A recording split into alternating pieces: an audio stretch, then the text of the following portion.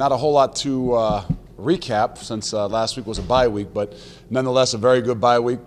People always ask, was a bye week a good thing? Is it a bad thing? Is it, does it come at a right time? Does it come at a good time, a bad time? The reality is you don't ever know. You just got to kind of plan for it, and I think that's what we did at the beginning of the year. Say, hey, this is how we're going to plan for it.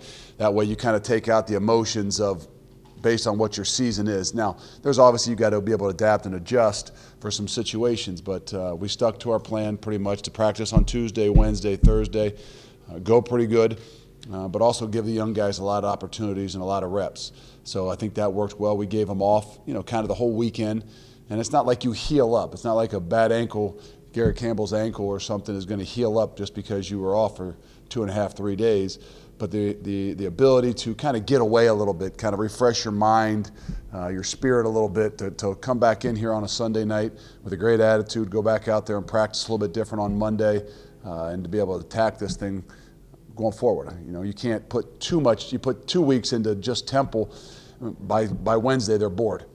So you got to really, as coaches, you got to do a good job at making sure that you're balanced in what you're doing. You're not overdoing something, putting too much thought into different things, adding a whole bunch of different things, because you can go out there after a week off and maybe a loss of a little bit of rhythm and now be not like you were before. So I think hopefully we did a great job. That was our plan.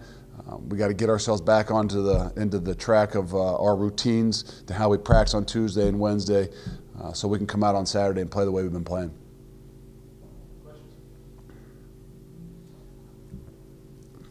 Did you do some sort of self-scouting during the bye week, and if so, what areas did you kind of hone in on that you want to really improve on coming out? We do that every bye. You try to do that on that Sunday after games.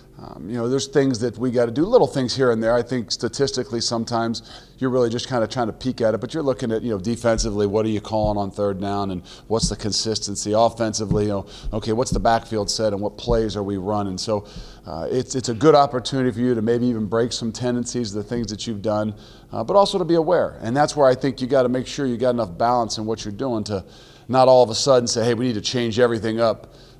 What we've done has been pretty good so far. And I think what the key is to know what maybe some of those tendencies are, know what some of those things, special teams wise, we got to do a better job. I think, and that was one of those things for the, not just the scouting part of it, but the self scout of it in the bye week, but the ability to work on some of those things even in those Tuesday, Wednesday, Thursday practices. So you take a peek at them, you make a little tweaks here and there, but that's where I think you can sometimes get overboard and say, hey, we got to change up because this is what we've done. Well, it's still been pretty decent, so let's make sure we're not outthinking ourselves. With a little extra time maybe to look back and analyze, was there anything that surprised you, positive or negative, about the first 6 games? No, I don't think there's anything surprisingly. I think that when you look back, and you want to be able to have balance, and that's offensively and defensively, whether that's running the football and throwing the football on offense, whether that's pressuring and playing a little bit more base on defense. So I don't know that there's something that jumps right out at you that said, hey, we did a great job at this. Again, it's 6 games in. We kind of try to focus on those objectives, and those objectives are things you can measure every day, every week, every game, as opposed to those long-term goals to say, well, hey, you know what? We've tackled so much better, so that's why, it's through 6. Now we got to, find ways to continue to enhance this. So I think a lot of our, besides just the self-scout, a lot of the things was a self-scout of ourselves, and I don't mean that on the football field. I meant trying to figure out from these guys, from these units, what have we done to be successful, what is different, and then how do we enhance some of those things that I'm not talking about on the football field. Looking at Temple's defense, they're one of the better ones in the conference. How do you plan to attack them, both running game and passing game? Well, if I did that, I would be giving away all of our secrets. We've had a week, 2 weeks to prepare for. But again, they've done a great job defensively. They challenge you offensively. They're going to play a bunch of man. They're going to be on you. They're not going to give you the easy throws. What you notice from them right off the bat is I think they've scored 4 touchdowns defensively. So whether that's interceptions or that's scooped up fumbles, you could say those are, wow, that's just lucky. That's a ball bouncing the right way. No, those things are created. Those things are not just something that just happens. Whether they've been physical, they've been, aggressive in what they've done, they've also been opportunistic. And when they've had the opportunity, because they do play hard and they do run to the football, when that ball's on the ground, they've made the plays and they've turned them into points. So I think they've scored a non-offensive touchdown in every game except for last week against Navy. So that's a big concern. What about the other side of the ball? What do you see? Well, offensively, they're still going to be a run-first kind of team. And I'm not saying, well, does that mean they just run the football? No, they take shots. You know, they do a good job. Their quarterback has, I think, the difference between the first 2 games to the last 5 games has done a great job at managing the game. I think done a great job on third down. You know, he's delivered the football. He's given those guys an opportunity to make plays, as we like to say, make the quarterback look good.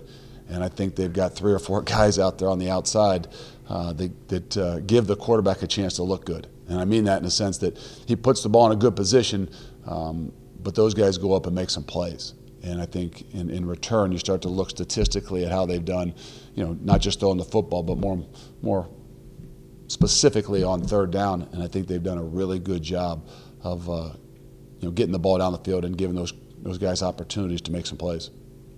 You've answered every challenge this year. This obviously is maybe the best team you've seen so far, at least on paper. I would say so. Going into this game, it's going to be one of your tougher ones. How do you guys feel? I don't know that we need to change. What we need to do is make sure we get back into the routines to what we do. And that's sometimes what the bye week, where it can clear you up a little bit, let you have a little bit of relaxation. The guys can get away for a brief moment. It also gets you out of that routine. So I think for us to understand what we're walking into, to a very good football team that, plays very physical, has been dominant in their wins. Against BC, where, they played really well as well. In those last 5 games, they've played as good as anybody that I know that we've played, but it really is a lot of the guys I've watched. So I think the key is to make sure our guys understand what they're walking into, just like anything. You got to know what to expect. And if you really study the last 4 times I think we've played them. Now, again, I've only played them once. But when this is your program, this is what you're a part of, you own everything. In the last 4 games, we haven't done a very good job against them. And I don't just mean the scoreboard hasn't, gone our way. I mean physically, it hasn't been very good for us. What's it say to you about a team that has the start that they did and doesn't let them get it down and they bounce back really quickly after that? I think they're rooted in the things you want your program to be rooted in. And, it's not just a front-running type of group. And I think that's where you start to look at it and say, yeah, they've got some really good football players that no matter what, if they lost 2 games maybe in their minds, they shouldn't lose. But they did. And then how they finally find themselves a way to regroup and continue to get that thing moving in the right direction. I think so. That's when you look at them, you say, where are they really rooted? They're rooted in the positions where you need to be. Up front, offensive line-wise, at the running back position, I think that they're rooted in the right way, and then solid defensively. I think gives them the opportunity, and I think helped them really probably get that thing flipped around. Could that also be maybe the toughest opponent this year? Does being now ranked in the national polls affect how you go about preparing for it? No. I just made sure those guys are aware that what are rankings. They're great. I mean, we use them in recruiting and a lot of those types of things, but the reality is you're still an underdog. So what does that tell you? So just focus in on the things that we got to do, the things that we can control. Understand that this is going to be a battle. This is going to be our toughest test yet. Have you talked to the team about how they are in the national polls? Yeah, we don't ignore it. But from the beginning of the year on, we haven't put a whole lot of stock whether they, negatively say you're going to be last in the league or negatively say something here or there, or all of a sudden start positively saying those things. We've talked about that and the ability to handle both praise and criticism. The reality is it is what it is. We got to continue to focus ourselves on the things that we need to do and the things we can control. Other coaches have often mentioned this being the second year for these players and your system with your coaching staff. Aside from obviously having more time, why is that second year so significant for the players? I mean, again, it's the second year. I don't know that means there's a whole lot different than the third year. I think the reality is it's not the first. And I mean the first is you have to go through some adversity, and you hope that I've been in a situation where things have, transferred over and been a completely different leadership style, and went 12-0. Now, it wasn't as pretty as the outside would see. There was a heck of a lot of adversity and a heck of a lot of growth, you know. And, you know, for us, there was a heck of a lot of adversity, and a lot of that adversity was on Saturdays. A lot of that adversity was at halftime. But there's a lot of growth, and I think that's where you start to see that, you know, a lot of times in your second year. It doesn't always mean that you're going to see it on Saturdays. You're going to see it in some of the results. But if you're hoping that you're doing things the right way, you're treating the people, the kids, the players, the program like it should be, you're seeing that growth. And I think, you know, you see a little snippet of it in your second year, and you want to continue to see it grow as you move forward. We asked a lot of questions, Coach, the first few weeks about the quarterback situation. We talked about the plan, the process, and what we were going to decide that week. Was there a point, though, during the year when you kind of had a light bulb moment when you knew that Des was the guy for the program? I don't know that there was a light bulb moment. You know, we've kind of flowed with it. You know, he has taken the bull by the horns, and you know, has never quite relinquished it. And I don't just mean by his play, I just mean by the way he prepares, his attitude, his ability to lead and make others around him better. There's not like all of a sudden one significant play you could say, hey, you know, in the third quarter, the start of the fourth quarter against UCLA, you knew you had, you know, this was going to be your guy.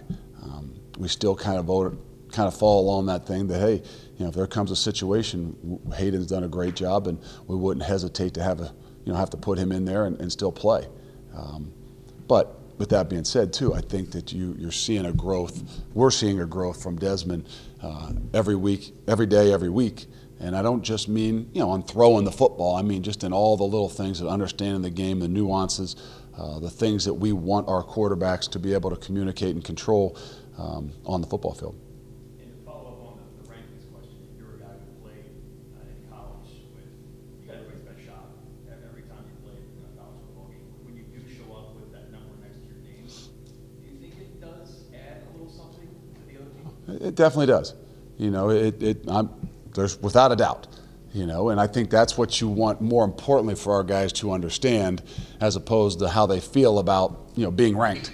You know, and the praise and the pats on the back, and you know what the alumni and the fans think about it. I think what we want, reason we don't ignore it is we want to make sure our guys understand that does put a bit more of a bullseye on your back. You know, being 6-0 and whether you're ranked whatever, still talked about it as undefeated teams.